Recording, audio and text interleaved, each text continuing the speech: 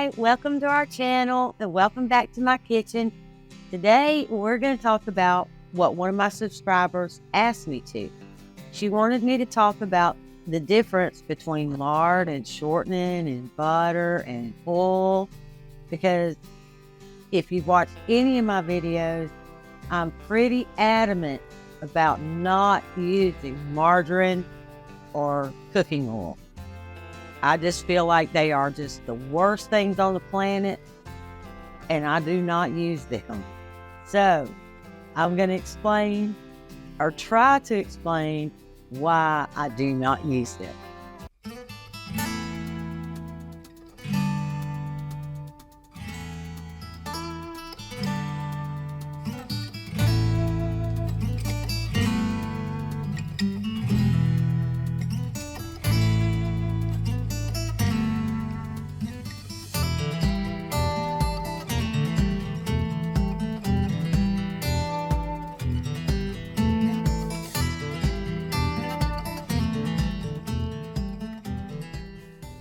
Okay, the ones we're going to talk about today are shortening, oil, olive oil, flaxseed oil, lard, bacon grease, butter, and pig fat. All right, we're going to start with the three that I absolutely do not use. Okay? Shortening. I do not use shortening. I do not use Crisco, and I do not use margarine. I don't even have any margarine to show you. And I wouldn't have had any of this, but I went to my neighbor's house and asked her could I borrow it for a prop for today, because this would never come in my house. Years ago, when I used to be really heavy, like really heavy, and I found the Atkins revolutionary diet, okay?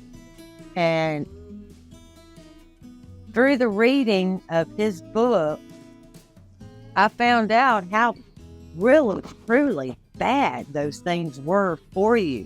They raise your LDL, which is your good cholesterol and your bad cholesterol. Margarine actually, makes sticky platelets inside your arteries, and some of that stuff never ever comes out, ever.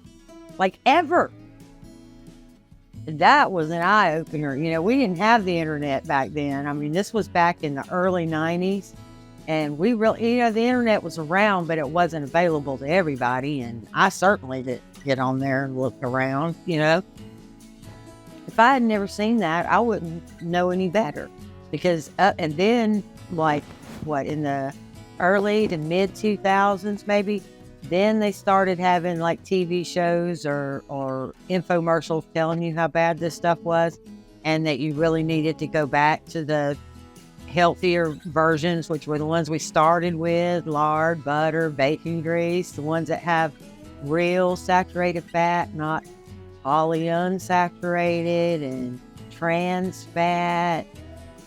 All those words that they use to make you think you were doing good for your body. That's just not true.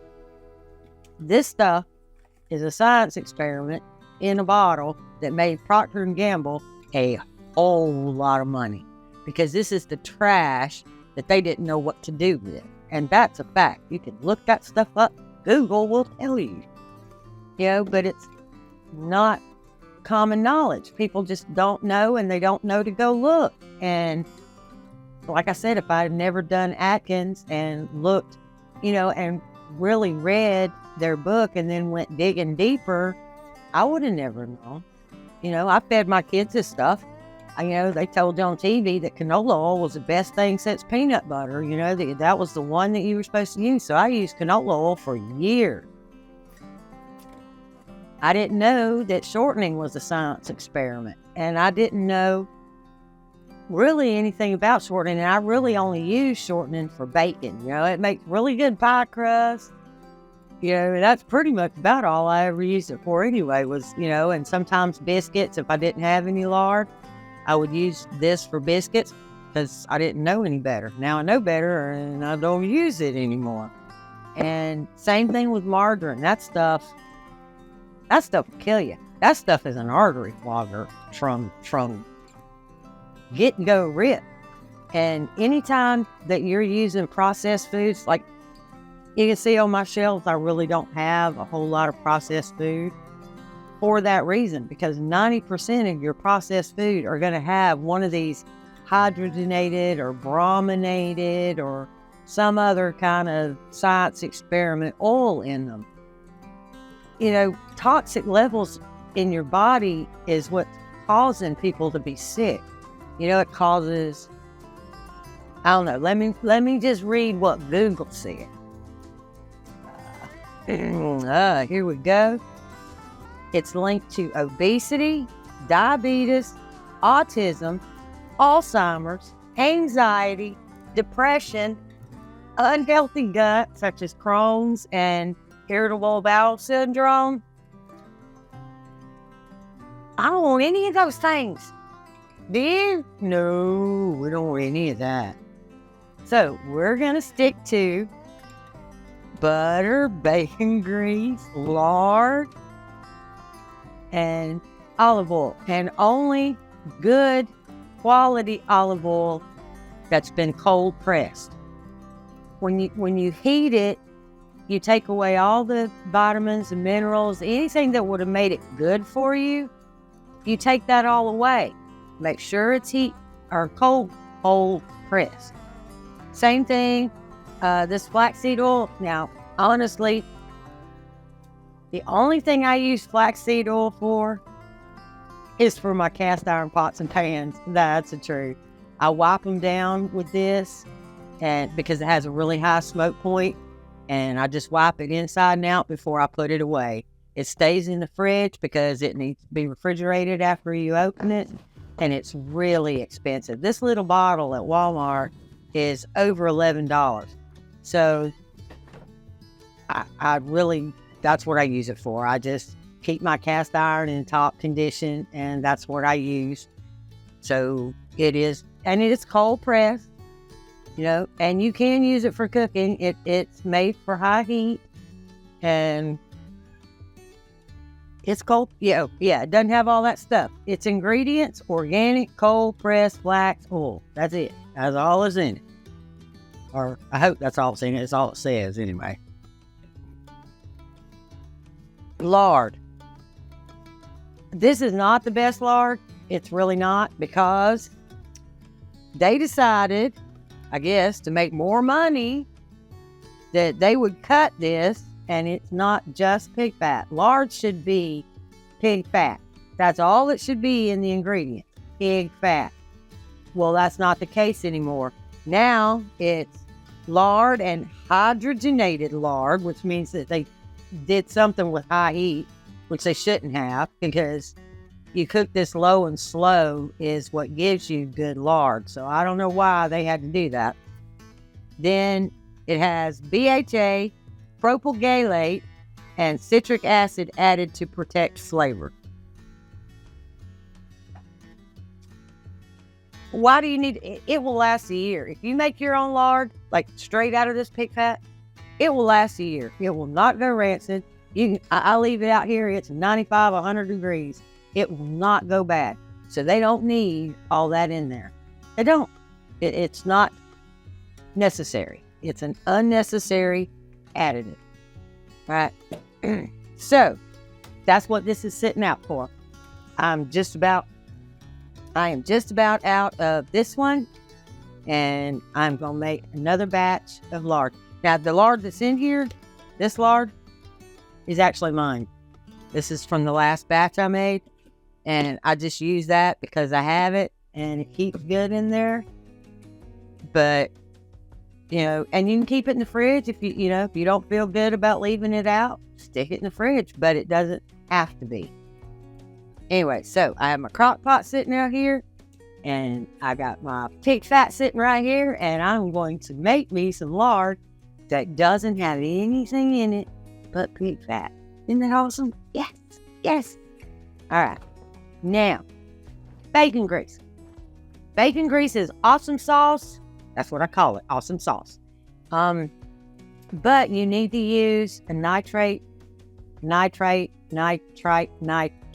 free bacon in order to use the bacon grease.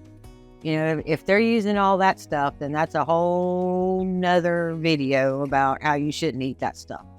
So as long as it's nitrate, that word, free, then it's perfectly good bacon grease. Okay. All right. Butter. How wholesome can you get? Okay. Butter is wholesome. They've been using it for 1,000 years. And up until the, 50s? People didn't get sick with all those things that I just said. You know, it's healthy. It's like 85%, I think. I think it's like 85% fat to 15% water. I mean, you can't go wrong. I mean, yes, it's getting pricier and pricier. They're trying to price us out and make you buy this crap so that they can just use their trash to make money, but that's what you really should be using. It is so good for you. Your body needs so much saturated fat. I mean, you have to have salt, you have to have fat, and you have to have water. That's really what you have to have for your body to work. And when you use butter and lard, your skin is better. You know, I mean, you don't get quite as many wrinkles as me. Remember, I use this stuff all the way through the 90s, up to the 90s. So yeah, now if you didn't do that, you know, and then you keep your skin healthier and you'd be healthier, your arteries would be healthier, your heart would be healthier. I don't know. I think I've said about everything I need to say. You know, the internet is full of studies and all kinds of information that you can go and look and read and decide for yourself. You know, that's all I can do. I can point you in the right direction and I can tell you what I do, but ultimately it's up to you. If you like this kind of content, you know, come back and see me. I'm generally cooking in the kitchen, not lecturing, so I'd rather do that. And our meals are real easy, simple, between 30 minutes and an hour, with using staple ingredients and not boxes of this and packs of that and jars of this. I prefer to use single ingredient items in every meal. That way I know what's in it and I know whether it's good for me or not. Y'all come back and see me. Like, subscribe, and share, and I will see you in the next video. Bye.